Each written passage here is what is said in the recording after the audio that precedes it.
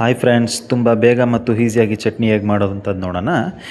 ಇದಕ್ಕೆ ಬೇಕಾಗಿರೋ ಸಾಮಗ್ರಿಗಳು ಕೊಬ್ಬರಿ, ಹುಣಸೆಹಣ್ಣು, ಮೆಣಸಿನ್ಕಾಯಿ, ಕಡಲೆಪಪ್ಪು, ಕೊತ್ತಂಬರಿ ಸೊಪ್ಪು, ಹಾಗೆ ಸ್ವಲ್ಪ ಉಪ್ಪು.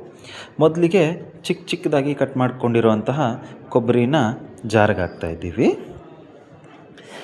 ಅದಾದ ನಂತರ ಸ್ವಲ್ಪ ಕೊತ್ತಂಬರಿ ಸೊಪ್ಪು, ಸ್ವಲ್ಪ ಹುಣಸೆಹಣ್ಣು, 2ರಿಂದ 3ರಷ್ಟು ಕೆಂಪು ಮೆಣಸಿನ್ಕಾಯಿ, ಹಾಗೆ ಅರ್ಧ ಕಪ್ಪಿನಷ್ಟು ಕಡಲೆಪಪ್ಪು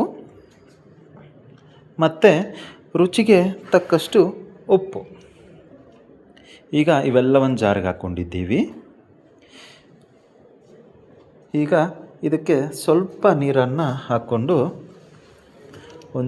ಒಂದು ನಿಮಿಷಗಳ ಕಾಲ ಮಿಕ್ಸಿಯಲ್ಲಿ ಗ್ರೈಂಡ್ ಮಾಡೋಣ. ನೋಡಿ, ಗ್ರೈಂಡ್ ಮಾಡ್ತಾಯಿದ್ದೀವಿ. ಈ ರೀತಿ ಆಗಿರುತ್ತೆ.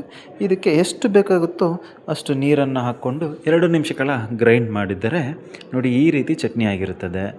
ಈ ರೀತಿ ಮಾಡಿದರೆ ದೋಸೆ, ಇಡ್ಲಿ, ಪೂರಿ, ಪೊಂಗಲ್ ಇವೆಲ್ಲಕ್ಕೂ ತುಂಬ ಟೇಸ್ಟಿಯಾಗಿರುತ್ತದೆ. ನಿಮಗೆ ಒಗ್ಗರಣೆ ಬೇಕಾದರೂ ಹಾಕ್ಕೋಬೋದು, ಅವಾಗೂ ಇನ್ನೂ ತುಂಬ ಟೇಸ್ಟಿಯಾಗಿರುತ್ತದೆ. Thank you.